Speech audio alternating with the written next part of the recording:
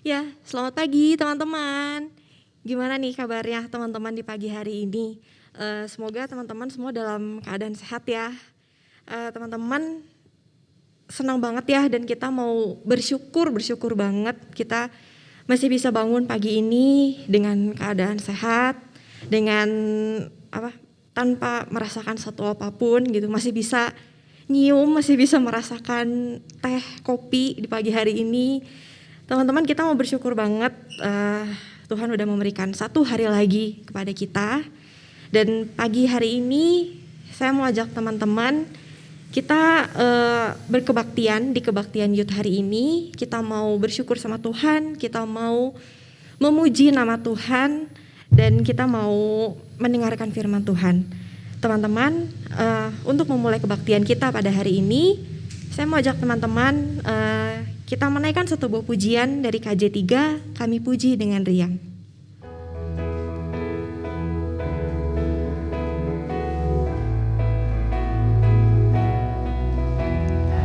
Kami puji dengan riang, Dikau Allah yang besar, bagai bunga terima siang, hati kami pun mekar, kabut dosa dan derita, kebimbangan telah lenyap, sumber suka yang abadi, di sinar-Mu menyerah.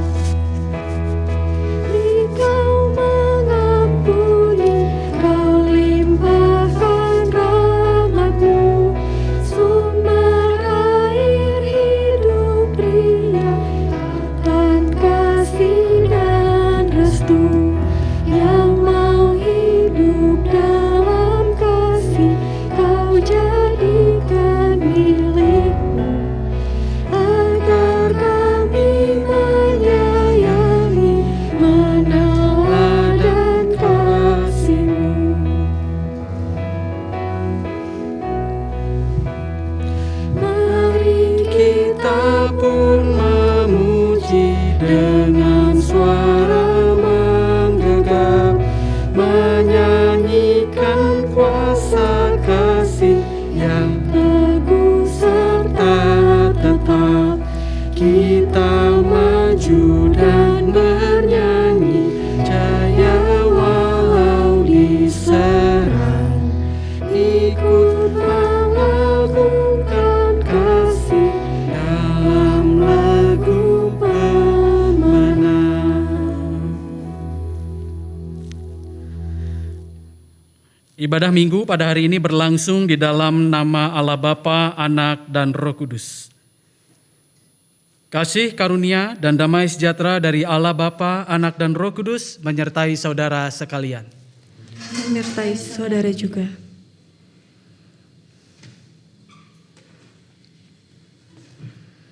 Ya, teman-teman semua, pada hari ini tema kebaktian kita adalah satu tema yang akan sangat relate dengan kehidupan kita saat ini.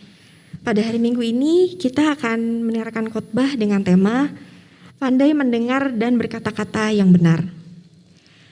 Teman-teman pasti saya yakin sekarang ini kita tuh lagi sangat-sangat banyak mendengar berita yang kurang baik lah gitu, dimanapun gitu, di sosial media ada yang marah-marah, ada yang saling menyalahkan, ada yang sedih gitu, ada yang marah, dan mungkin dari teman-teman kita juga gitu, kita sering dengar berita-berita seperti itu gitu. Dan kita tidak bisa pasti akan kita terima gitu, kita tidak bisa mengelak gitu. Tapi ketika hal-hal itu masuk ke dalam diri kita, masuk ke dalam pikiran kita, terus lalu yang keluar dari kita tuh apa gitu? Apakah yang keluar dari dalam diri kita juga merupakan sesuatu yang kurang baik, sesuatu yang sama-sama negatifnya, atau justru yang keluar dari dalam mulut kita, dari dalam pikiran kita itu adalah sesuatu yang menenangkan, sesuatu yang menguatkan di masa-masa seperti ini. Pada hari Minggu ini kita akan belajar mengenai itu, bagaimana kita harus pandai mendengar dan juga bagaimana kita harus berkata-kata sebagai anak Tuhan, berkata-kata yang benar. Tuhan sudah menciptakan kita sempurna, Tuhan memberikan kita telinga, Tuhan memberikan kita mulut. Pasti Tuhan pengen itu jadi sesuatu yang membawa berkat gitu, menjadi sesuatu yang membawa berkat, bukan jadi pedang untuk sesama kita. Teman-teman, saya ajak teman-teman kita melihat kembali kehidupan kita. Di tengah kondisi yang sangat riuh, sangat berisik ini, bagaimana teman-teman mengatasi itu? Apakah teman-teman sudah menjadi berkat, sudah menjadi penenang dan penguat untuk teman-teman yang lain, atau justru kita masih menjadi orang yang justru ikut menyalahkan, ikut memberikan hal-hal yang buruk? Mari kita lihat kembali kehidupan kita. Saya beri waktu teman-teman untuk mengaku dosa teman-teman, dan dia akan kita tutup dengan doa.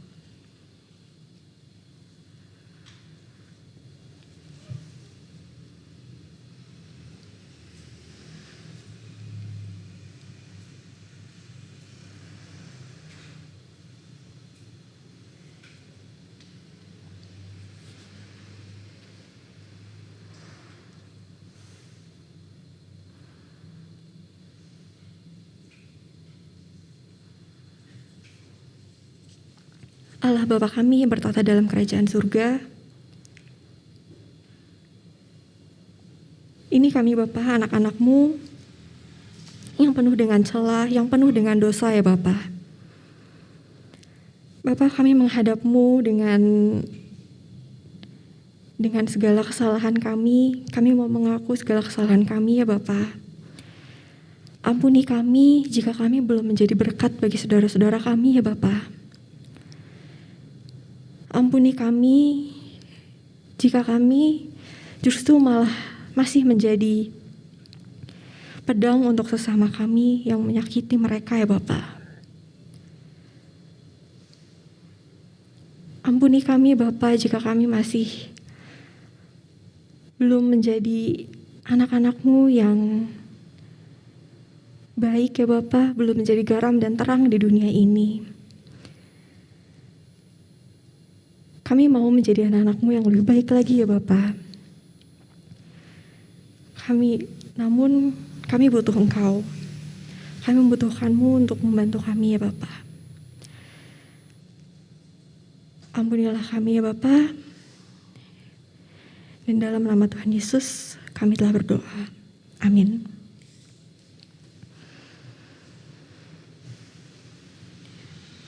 Teman-teman, untuk berita anugerah dari Tuhan terambil dari 1 Petrus 2 ayat yang ke-24 hingga ke-25.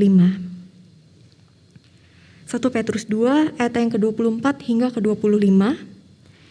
Ia sendiri telah memikul dosa kita di dalam tubuhnya di kayu salib, supaya kita yang telah mati terhadap dosa hidup untuk kebenaran. Oleh bilur-bilurnya kamu telah sembuh.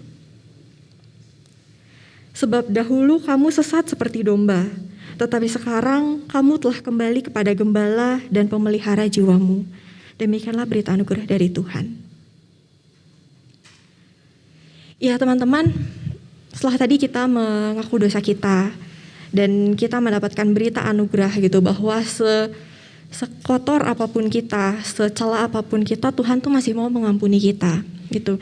Dan kembali lagi di tengah kondisi yang seperti ini, Tuhan tuh masih sayang banget sama kita. Tuhan masih memberikan tubuh yang sehat dan juga kesempatan untuk bisa berkumpul dengan keluarga dan saudara-saudara dan sahabat kita. Ya teman-teman, sebelum kita mendengarkan firman dari Tuhan, saya mau ngajak teman-teman, kita mau naikkan satu buah pujian sebagai ungkapan syukur kita sama Tuhan, sebagai ungkapan bahwa kita mau nyanyi buat Tuhan karena Tuhan tuh udah begitu baiknya untuk kita. Saya mau ajak teman-teman, kita mau naikkan pujian Manis Kau Dengar.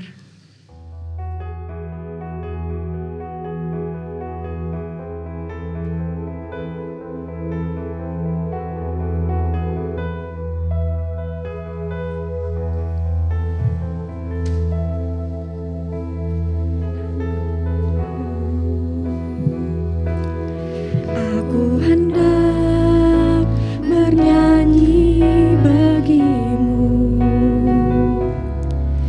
selama aku hidup, ya Allahku. Aku hendak bermazmur bagimu selagi ku ada.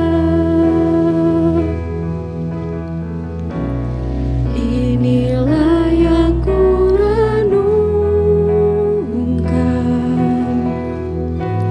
setiap waktu. Nyanyian pujian dan pengagungan kepadamu.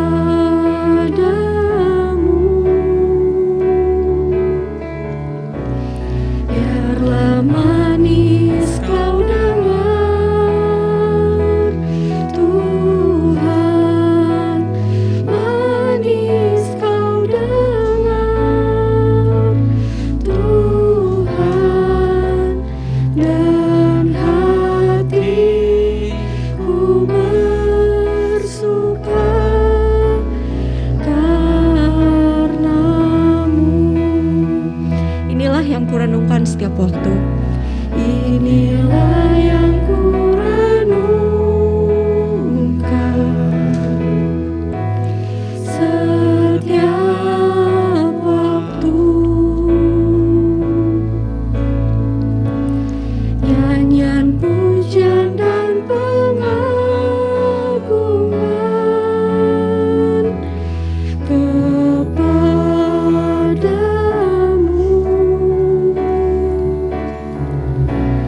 Biarlah manis kau dengar, Tuhan, manis kau dengar, Tuhan, dan hatiku bersuka, dan hatiku bersuka, dan hatiku bersuka karenamu.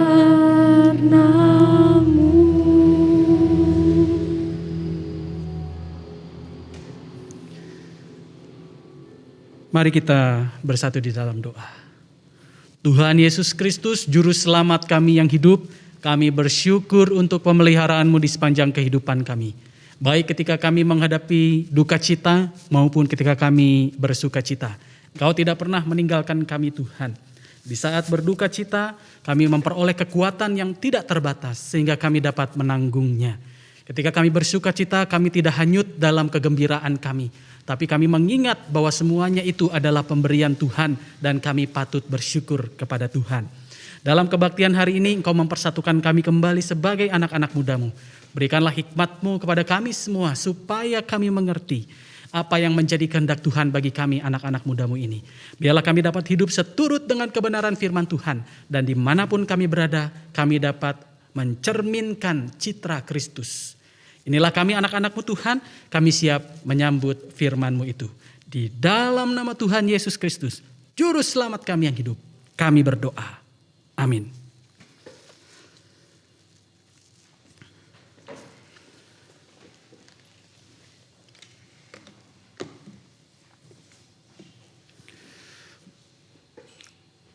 Firman Tuhan tertulis di dalam Markus 6 ayat 14 sampai 29. Raja Herodes juga mendengar tentang Yesus sebab namanya sudah terkenal dan orang mengatakan, Yohanes Pembaptis sudah bangkit dari antara orang mati dan itulah sebabnya kuasa-kuasa itu bekerja di dalam dia. Yang lain mengatakan, dia itu Elia. Yang lain lagi mengatakan, dia itu seorang nabi, sama seperti nabi-nabi yang dahulu. Waktu Herodes mendengar hal itu, ia berkata, bukan, dia itu Yohanes yang sudah kupenggal kepalanya dan yang bangkit lagi. Sebab memang Herodeslah yang menyuruh orang menangkap Yohanes dan membelenggunya di penjara, berhubung dengan peristiwa Herodias, istri Filipus saudaranya, karena Herodes telah mengambilnya sebagai istri. Karena Yohanes pernah menegur Herodes, tidak halal engkau mengambil istri saudaramu. Karena itu Herodias menaruh dendam pada Yohanes dan bermaksud untuk membunuh dia. Tetapi tidak dapat. Sebab Herodes segan akan Yohanes karena ia tahu bahwa Yohanes adalah orang yang benar dan suci. Jadi ia melindunginya. Tetapi apabila ia mendengar Yohanes, hatinya selalu terombang-ambing. Namun ia merasa senang juga mendengarkan dia. Akhirnya tiba juga kesempatan yang baik bagi Herodias. Ketika Herodes pada hari ulang tahunnya mengadakan perjamuan untuk pembesar-pembesarnya, perwira-perwiranya, dan orang-orang terkemuka di Galilea. Pada waktu itu anak perempuan Herodias tampil lalu menari. Dan ia menyukakan hati Herodes dan tamu-tamunya. Raja berkata kepada gadis itu, minta daripadaku apa saja yang kau ingini, maka akan kuberikan kepadamu. Lalu bersumpah kepadanya, apa saja yang kau minta akan kuberikan kepadamu, sekalipun setengah dari kerajaanku. Anak itu pergi dan menanyakan ibunya, apa yang harus kuminta? Jawabnya, kepala Yohanes Pembaptis. Maka cepat-cepat ia pergi kepada raja dan meminta, aku mau supaya sekarang juga engkau berikan kepadaku kepala Yohanes Pembaptis di sebuah talam. Lalu sangat sedihlah hati raja, tetapi karena sumpahnya dan karena tamu-tamunya, ia tidak mau menolaknya. Raja segera menyuruh seorang pengawal dengan perintah supaya mengambil kepala Yohanes. Orang itu pergi dan memenggal kepala Yohanes di penjara. Ia membawa kepala itu di sebuah talam dan memberikannya kepada gadis itu. Dan gadis itu memberikannya pula kepada ibunya. Ketika murid-murid Yohanes mendengar hal itu, mereka datang dan mengambil mayatnya, lalu membaringkannya dalam kuburan. Demikianlah pembacaan Alkitab. Diberkatilah kita yang membaca, merenungkan, dan melakukan firman Tuhan di sepanjang kehidupan kita setiap hari. Haleluya. Pandai mendengar dan berkata-kata yang benar. Rekan-rekan muda, pernahkah kamu mendengar sebuah berita di mana berita itu belum bisa dipastikan kebenarannya, tapi kamu udah keburu greget dan gatel ingin menyampaikannya kepada teman kamu. Karena berita ini terkait dengan temanmu yang lain dan asik banget kayaknya kalau diomongin sama teman dekat kita. Jadi intinya kita baru denger di gosip tentang lawan kita nih, tentang orang yang mungkin gak segeng sama kita. Wah, hot banget nih beritanya, gua omongin ah. Nah, pernahkah kamu mengalami hal itu? Mungkin di antara kita pernah ya, ada yang mengalaminya. Lawan dari geng kita atau bukan balat lah kalau kata orang Sunda Maya, bukan temen. Tiba-tiba kita dengar melakukan sesuatu yang tidak baik. Nah, ini menjadi bahan untuk disampaikan ke geng kita. Lu tahu nggak? Baru dengar nggak? Iya tuh, liatin, baru ngerebut laki orang. Wah, apalagi kalau soal cinta-cintaan, nomor 1 gosipnya ya. Nah, tetapi apakah kita sebagai pendengar sudah menggunakan telinga kita itu dengan sangat baik dalam pengertian kita sudah menguji berita itu. Berita itu keburu kita dengar dan kita anggap sebagai sebuah fakta. Pernahkah kita mengujinya apakah berita itu benar atau tidak? Dan pernahkah kita menimbang-nimbang apa dampak yang akan muncul kalau memang beritanya itu nggak benar terhadap masa depan orang itu, mungkin kita akan mengatakan pada diri kita sendiri, biarin orang lain ini, bukan hidup gua, bukan urusan gua, yang rusak juga dia. Gitu. Tetapi apakah Tuhan mengajarkan hal itu? Tentu tidak. Ya. Jadi apa yang kita dengar akan mempengaruhi apa yang akan kita sampaikan dan akan mempengaruhi bagaimana image atau gambaran orang yang kita ceritakan itu. Ada seorang filsuf bernama Socrates. Mungkin kamu tidak asing dengan nama ini. Kalau kamu baca disiplin-disiplin ilmu terkait filsafat, kamu akan menemukan nama ini, Socrates. Jadi dikisahkan dalam sebuah tulisan, ya, dikisahkan bahwa pada suatu hari seorang pria itu berjumpa dengan Socrates dan berkata, "Tahukah Anda apa yang baru saja saya dengar mengenai salah seorang teman Anda?" Socrates menjawab, "Tunggu sebentar. Sebelum memberitahukan saya sesuatu, saya ingin Anda melewati sebuah ujian kecil," kata Socrates. Ujian tersebut dinamakan ujian saringan 3 kali, kata Socrates. "Saringan 3 kali?" tanya pria tersebut. "Betul," lanjut kata Socrates. "Sebelum Anda mengatakan kepada saya mengenai teman saya itu, mungkin merupakan ide yang bagus untuk menyediakan waktu sejenak dan menyaring apa yang akan Anda katakan. Itulah kenapa saya sebut sebagai ujian saringan 3 kali. Saringan yang pertama adalah kebenaran." Socrates berkata, "Sudah pastikah Anda bahwa apa yang Anda akan katakan kepada saya adalah benar?" Lalu pria itu menjawab, "Tidak. Sesungguhnya saya baru saja mendengarnya dan ingin memberitahukannya kepada Anda." Nah, ini kayak kita nih, baru dengar hot, baru langsung ngomong. Lalu kata Socrates, "Baiklah, jadi Anda sungguh-sungguh tidak tahu apakah hal itu benar atau tidak." Oke, sekarang mari kita masuk saringan yang kedua. Kalau saringan yang pertama Anda anggap itu tidak benar. Saringan yang kedua adalah kebaikan. Apakah yang akan Anda katakan kepada saya mengenai teman saya itu adalah sesuatu yang baik? Lalu pria itu menjawab, "Tidak, sebaliknya mengenai hal yang buruk." Jadi, lanjut Socrates, "Anda ingin mengatakan kepada saya sesuatu yang buruk mengenai dia, tetapi Anda tidak yakin kalau itu benar." Jadi belum pasti benar, tapi isinya buruk, gitu ya. Socrates melanjutkan, "Baik, Anda mungkin masih bisa lulus ujian yang selanjutnya, ujian yang ketiga. Ujian yang ketiga adalah kegunaan. Apakah yang Anda ingin beritahukan kepada saya tentang teman saya itu akan berguna buat saya?" Pria tersebut menjawab, "Tidak, sesungguhnya tidak," jawab pria tersebut. Lalu Socrates menjawab, "Kalau begitu," simpul Socrates, "jika apa yang Anda ingin beritahukan kepada saya tidak benar, tidak juga baik, bahkan tidak berguna untuk saya, kenapa Anda ingin menceritakannya kepada saya?" Rekan muda, banyak hal yang kita dengar di dunia ini. Sama seperti pria yang mau menyampaikan info yang dia tahu kepada Socrates. Banyak nih kita tahu nih info-info. Tetapi apakah kita sudah menyaring info-info itu, membuktikan bahwa info-info itu adalah sebuah fakta? Atau karena kita keburu gregetan, nggak pengen ketinggalan hot atau trendingnya, ketinggalan viralnya, jadi kita buru-buru langsung mengatakan. Padahal itu bisa berdampak buruk. Yang pertama, berdampak buruk untuk siapa? Tentu kepada kita. Andai kata berita yang kita sampaikan itu tidak benar, maka kita akan dicap sebagai seseorang yang suka mempublikasikan berita bohong, suka menyebarkan hoax, suka menebarkan kebencian dan sejenisnya. Kalau benar gimana? Ya kalau benar, beruntunglah kita. Tetapi ada baiknya jikalau kita bisa melakukan saringan 3 kali itu. Banyak hal bisa kita dengarkan, baik atau buruk. Semua yang masuk itu bergantung sama kita.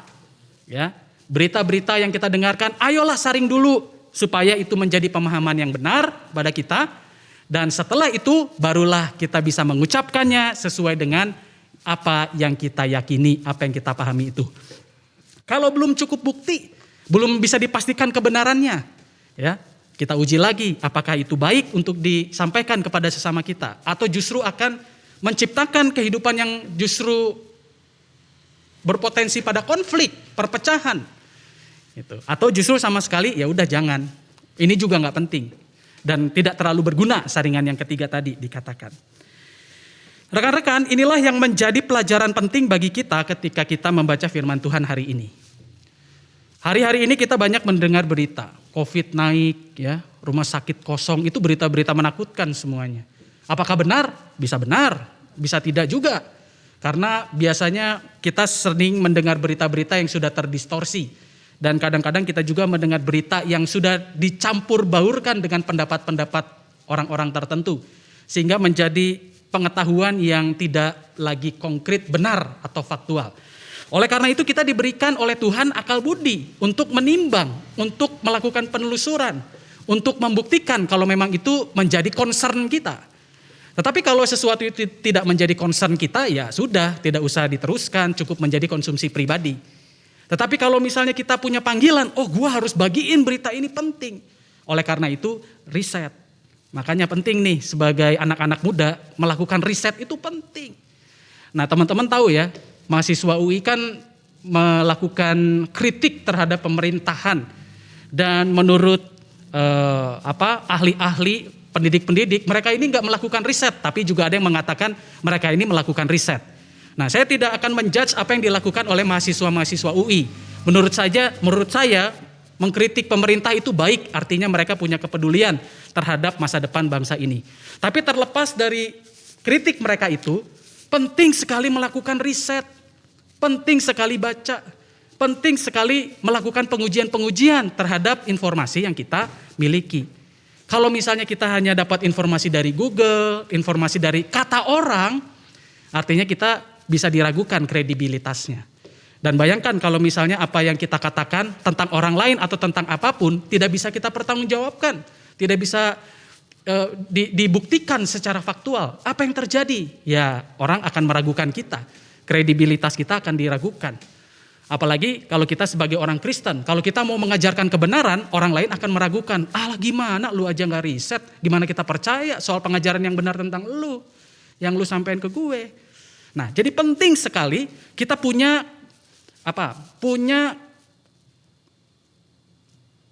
kepribadian, punya karakter untuk berani menimbang segala sesuatu yang masuk dalam pikiran dan hati kita melalui telinga kita, itu dengan akal budi dan hati nurani serta iman. Ya. Jadi yang masuk bisa apa aja, yang buruk, yang negatif, pertimbangkan dengan akal budi kita. Pertimbangkan dengan iman kita, pertimbangkan dengan hati nurani kita. Setelah semua itu disaring, dipertimbangkan, kita dapat pelajaran-pelajaran baiknya. Pelajaran-pelajaran baiknya kita katakan, kita sampaikan kepada orang lain.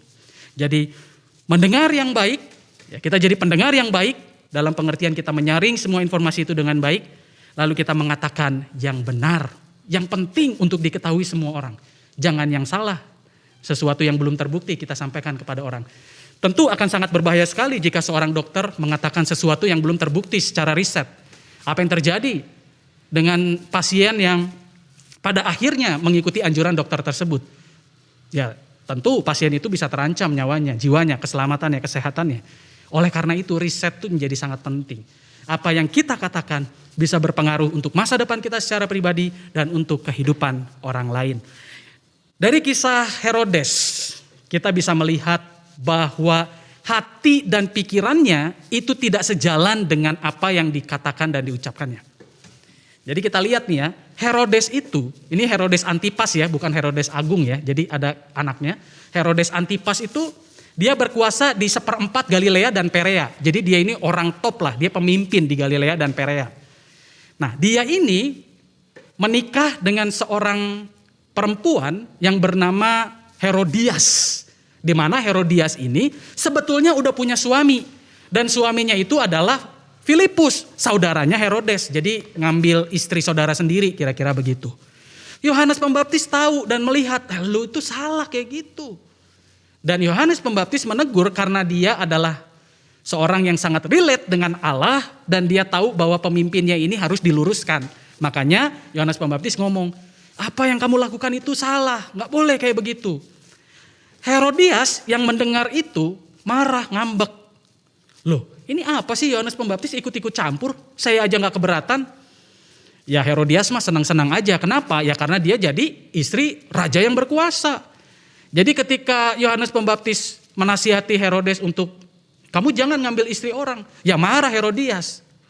Karena kalau misalnya itu dilakukan oleh Herodes, ya artinya dia tidak bisa menjadi istri dari seorang raja yang hebat pada saat itu. Makanya Herodias tuh dendam sama Yohanes Pembaptis. Gua tunggu waktu yang tepat untuk mencabut nyawamu. Nah, ketika Yohanes Pembaptis ditahan ya oleh Herodes Antipas ya karena sudah menasihati ya, jadi sudah menasihati ditahan, sering ketemu kan Herodes itu sama Yohanes Pembaptis.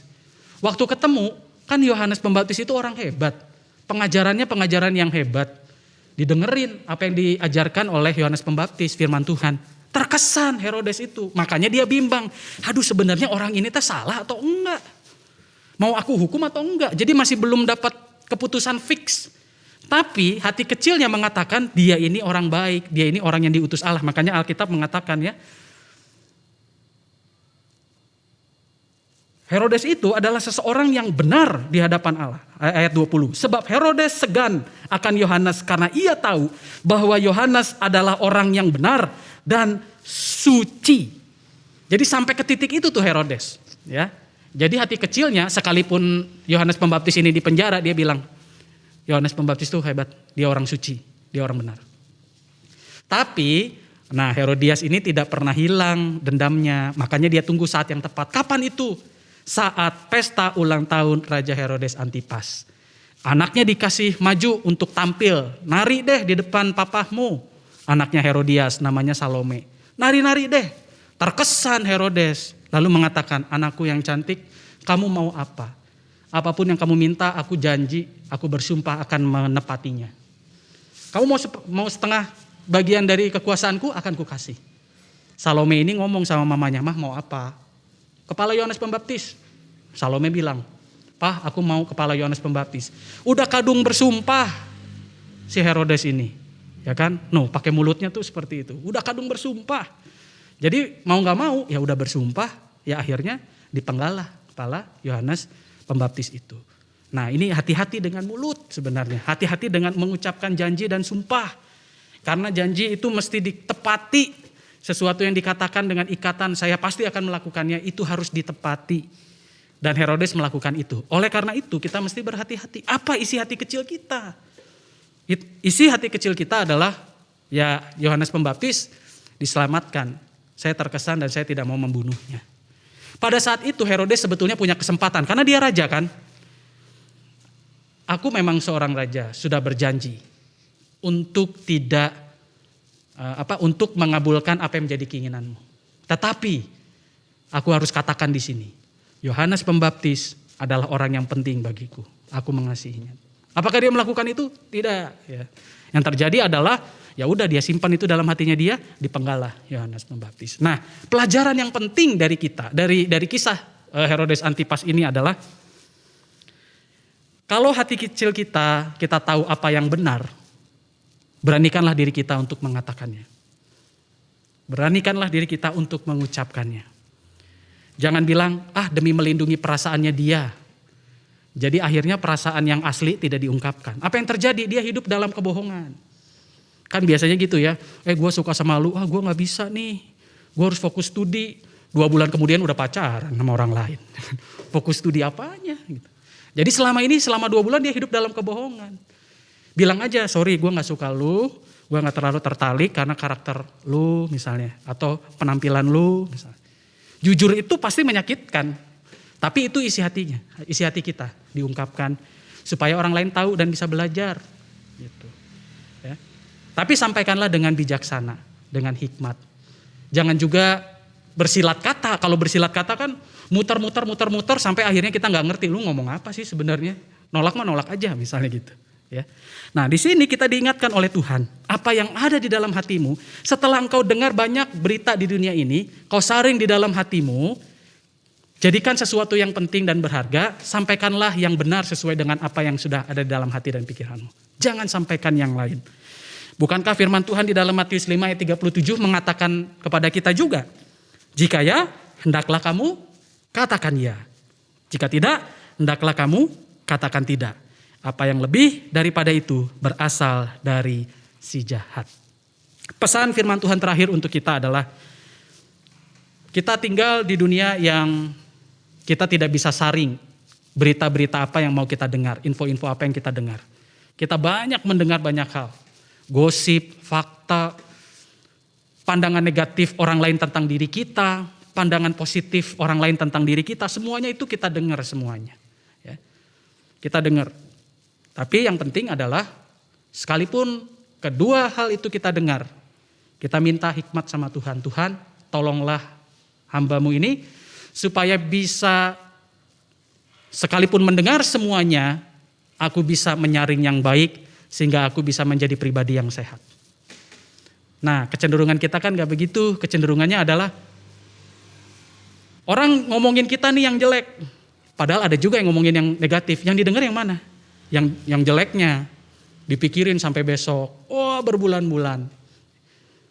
Anggaplah follower kita ada 10 ilustrasi untuk menyederhanakan. Yang muji 9, yang ngejelekin 1, mikirinnya yang 1 terus. Sampai apa yang terjadi? Yang terjadi adalah kita punya gangguan mental, kita punya gangguan psikologis akhirnya. Kita juga terganggu secara kepribadian, ya. Kehidupan kita juga menjadi tidak baik. Gitu ya. Karena kita ingin supaya 10-10-nya menyanjung gue. Padahal hidup kan gak bisa selalu seperti itu. Ya. Apakah kita perlu mendengar satu orang yang berkata negatif tentang diri kita? Ya dengar aja. Tapi kuasailah diri kita supaya kita tidak terlarut pada rasa penyesalan atau kecewa pada diri kita sendiri. Ya. Lihatlah secara objektif mereka yang mungkin keberatan sama kita. Lihat aja, lu lihat gue dari mananya sih kok bisa ngomong kayak gitu. Oh sisi ininya, ya udah gitu. Nah inilah yang perlu kita hidupi bersama-sama. Tuhan memberikan kita akal budi. Apa yang baik itu mari kita olah supaya menjadi sesuatu yang baik ketika kita mengucapkannya. Biarlah firman Tuhan pada hari ini menguatkan kita dan meneguhkan kita semua. Tuhan memberkati. Amin.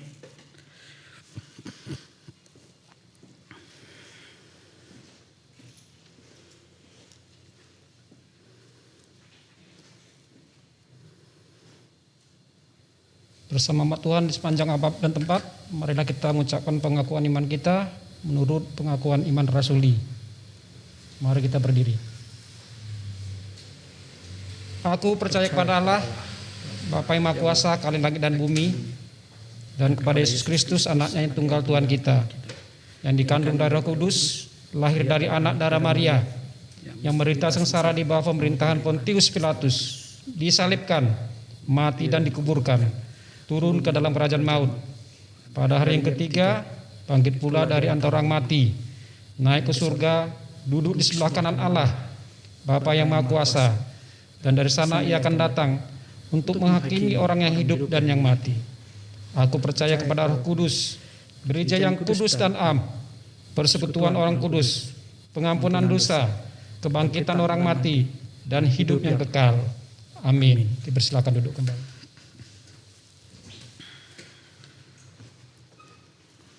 Mari kita bersatu di dalam doa syafaat. Tuhan Yesus Kristus, Juru Selamat kami yang hidup, sekali lagi Engkau mengingatkan kami, supaya kami dapat menggunakan hati dan pikiran kami, akal budi yang telah Engkau anugerahkan kepada kami, hati nurani kami dan iman kami, sebagai penimbang untuk setiap informasi yang masuk melalui telinga kami, yang kami dengarkan. Banyak hal kami dengarkan, baik yang positif maupun negatif. Dan kecenderungan kami adalah berorientasi kepada hal-hal yang negatif. Sehingga tanpa kami sadari itu membentuk pribadi kami menjadi pribadi yang negatif. Membentuk kami untuk menjadi seseorang yang mengucapkan kata-kata yang negatif. Tanpa kami sadari. Tuhan, ingatkanlah kami agar kami dapat menyaring semua informasi itu, berita-berita itu. Melalui telinga kami, di dalam hati dan pikiran kami, iman kami, hati nurani kami. Agar menjadi sesuatu yang baik, yang patut kami pelajari, yang menjadi informasi yang positif untuk perkembangan kami. Dan ketika kami mengucapkannya, kami membangun kehidupan sesama kami dan kehidupan kami sendiri. Tuhan, kami terbatas untuk dapat menyaring setiap informasi yang kami terima. Tapi kami percaya Engkau di dalam Roh Kudus akan mengingatkan kami dan menuntun kami agar kami memegang sesuatu yang benar, sehingga ketika kami ucapkan kami dapat mempertanggungjawabkannya. Tuhan Yesus Kristus, kami berdoa untuk pergumulan kami sebagai anak-anak muda-Mu di kampus, di sekolah-sekolah, di tempat di mana kami menempuh ilmu, di mana kami sekarang ini menempuh pendidikan jarak jauh secara online, di mana kami merasakan kejenuhan dan kejemuan. Banyak hal yang terlewat dan tidak bisa kami nikmati seperti kami ketika kami berjumpa dengan rekan-rekan kami di sekolah. Kami percaya bahwa masa ini akan berakhir sehingga kami dapat kembali lagi berjumpa satu dengan yang lain di sekolah. Biarlah ilmu pengetahuan yang sudah kami peroleh tidak berlalu tapi menjadi bekal bagi kami untuk masa depan kami. Kiranya Engkau juga memberkati anak-anak muda-Mu ini yang berjuang untuk mencari pekerjaan. Kami percaya Tuhan akan mempertemukan mereka dengan tempat pekerjaan yang baik, di mana Tuhan memanggil mereka untuk ada di sana, sehingga mereka dapat menjadi garam dan terang, dan menjadi citra Kristus ketika mereka bekerja di sana. Kami berdoa juga untuk pergaulan kami. Jikalau kami sekarang sedang menjalin hubungan asmara dengan lawan jenis kami percaya Tuhan akan menjaga kami dan menjauhkan kami dari perbuatan-perbuatan dosa, menjauhkan kami dari perbuatan-perbuatan yang tidak kudus, supaya kami menjaga pasangan kami, melindunginya sampai di hari, di waktu yang memang Tuhan mempersatukan kami dalam pernikahan kudus.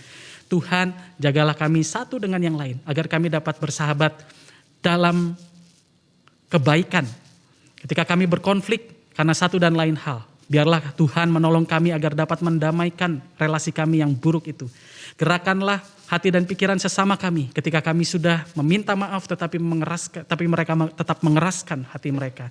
Kiranya Tuhan juga melembutkan hati kami ketika orang lain sudah meminta maaf kepada kami, biarlah kami juga mengampuninya. Tuhan Yesus Kristus, Engkau mengajarkan kami untuk melakukan yang baik ketika kami tetap diperlakukan buruk oleh sesama kami. Biarlah kami dapat melakukan hal tersebut sebagaimana yang Engkau ajarkan kepada kami. Tuhan Yesus Kristus, kami sebagai anak-anak muda-Mu memiliki banyak rencana dan punya banyak hal yang ingin kami kerjakan melalui karya-karya kami.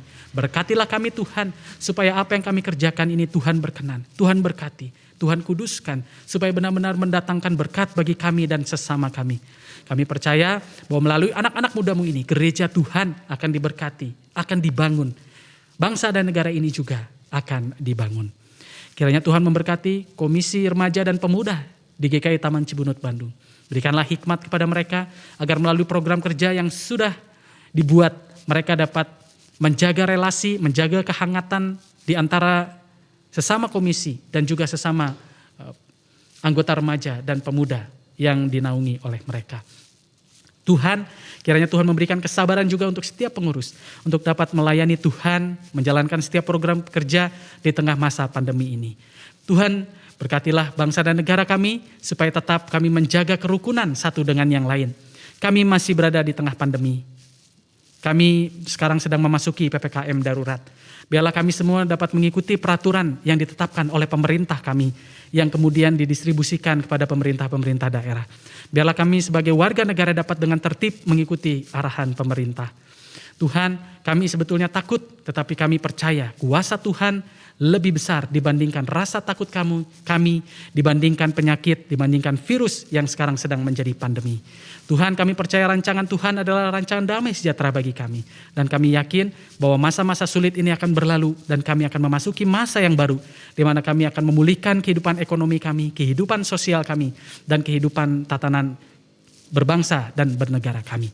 Terima kasih Tuhan untuk kebaktian yang boleh berlangsung pada hari ini. Berkatilah anak-anak-Mu yang mendedikasikan hidupnya untuk datang ke tempat kebaktian ini, mempersiapkan recording, berlatih untuk melayani Tuhan pada hari Minggu ini. Kiranya Engkau jaga kesehatan mereka, jauhkan mereka dari segala mara bahaya. Berkatilah mereka agar dimanapun mereka bekerja, dimanapun mereka berada, mereka memuliakan nama Tuhan. Terima kasih Tuhan untuk kebaikan-Mu. Di dalam nama Tuhan Yesus Kristus, Juru Selamat kami yang hidup, kami berdoa. Amin.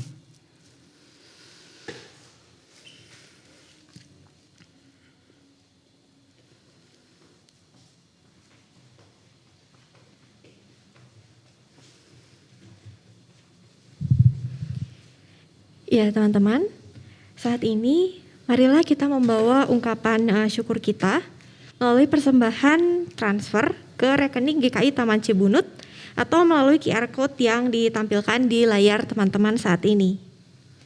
Nats persembahan terambil dari Mazmur 86 ayatnya yang ke-12. Aku hendak bersyukur kepadamu ya Tuhan Allahku dengan segenap hatiku dan memuliakan namamu untuk selama-lamanya.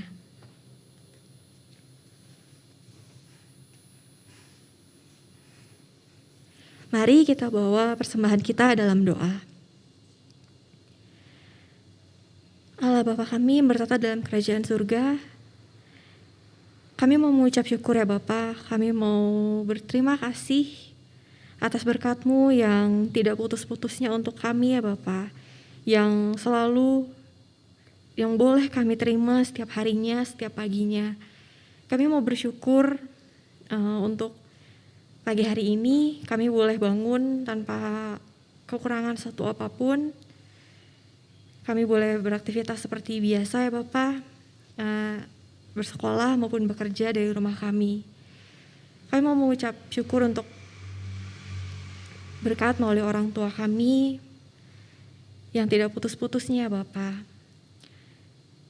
Kini kami mau memberikan sedikit dari berkat yang telah Kau berikan kepada kami. Berkati persembahan ini ya Bapak, supaya persembahan ini benar-benar bisa dipakai untuk menolong saudara kami, untuk meringankan beban mereka ya Bapak, dan juga untuk gereja-Mu ini. Terlebih lagi kami mau menyerahkan diri kami ke dalam tangan-Mu ya Bapak. Pakailah kami, pakailah seluruh tubuh kami ya Bapak, supaya dimanapun kami berada, orang-orang lain bisa melihat kasih-Mu yang luar biasa. Terima kasih Bapak, inilah doa persembahan kami. Dalam nama-Mu saja kami telah berdoa dan mengucap syukur. Amin. Ya teman-teman, pada hari ini kita sudah mendengarkan khotbah yang sangat luar biasa tentang bagaimana kita harus pandai mendengar dan juga berkata-kata yang benar. Kita hidup di dunia yang terlebih dengan adanya sosial media saat ini, kita hidup di dunia yang sangat riuh dan juga sangat akan ada banyak informasi dan juga hal-hal yang akan masuk ke kita gitu. Tapi kita minggu ini diingatkan supaya kita bisa memilah apa yang kita dengar melalui akal budi, nurani dan juga iman kita. Dan setelah kita sudah memilah, kita sebagai anak-anak Tuhan, kita harus bisa menggunakan mulut kita untuk memberikan kabar baik dan juga memberikan kebaikan di dunia ini gitu. Jadi setiap kali nih kita mau ngomong sesuatu via message atau misalnya kita ngomong langsung, coba deh kita sebelum kita ngomong, kita pikirkan lagi. Apakah kata-kata yang akan saya katakan ini itu memberikan suatu efek yang positif dan juga efek yang baik atau tidak gitu. Kalau misalnya efeknya itu positif, bisa kita katakan, tapi kalau misalnya efeknya jelek nih gitu, coba kita pikirkan lagi, perlu nggak sih gitu kata-kata itu keluar dari dalam diri kita. Dan teman-teman, kita mau menutup kebaktian kita pada hari ini, kita mau menaikkan pujian dari NKB 204, dan melalui lagu ini kita ingin diingatkan bahwa hidup kita ini adalah kitab terbuka gitu, dan apakah orang-orang di sekitar kita sudah melihat Tuhan Yesus dalam kehidupan kita. Mari kita naikkan pujian ini.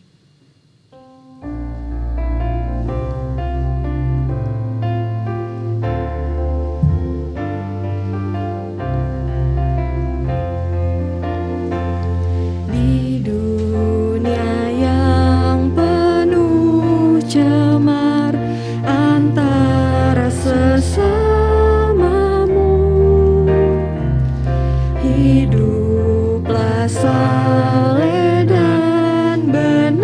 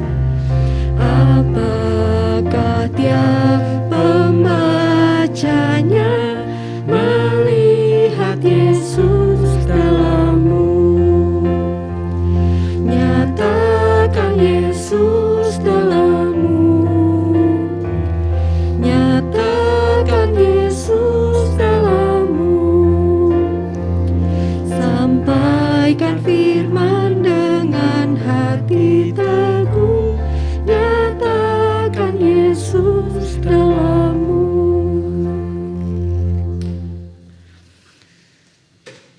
Saudara-saudara yang dikasihi Tuhan Yesus Kristus, arahkanlah hatimu kepada Tuhan dan terimalah berkat-Nya. Tuhan menyenari engkau dengan wajah-Nya dan memberi engkau kasih karunia.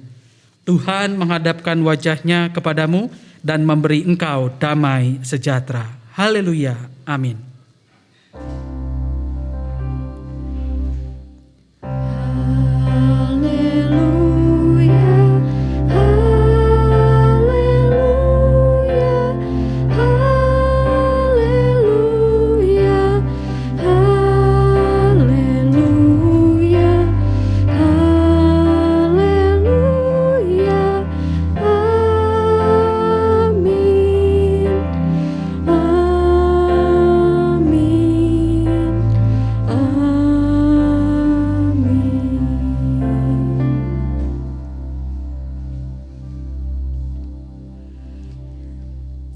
Ya, teman-teman, ibadah kita hari ini telah selesai.